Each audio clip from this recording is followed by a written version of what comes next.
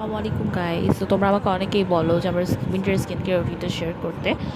So ফার্স্টেই হচ্ছে যে আমি আমার রেগুলার ইউজের জন্য গ্লাইসলিড গ্লিসারিন ক্রিমটা ইউজ করি। আমি মানে ছোটোবেলা থেকে গ্লিসারিন ক্রিম ইউজ করি, so it is one of my favourite.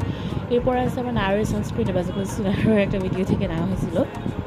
Okay, then what we have that is lip balm. So obviously winter skin try to lip sparkle. So এটা আমার অনেক করছে, এটা day and night একটা version আছে, so you can buy it. আমি এটা গিয়ে নিয়েছিলাম।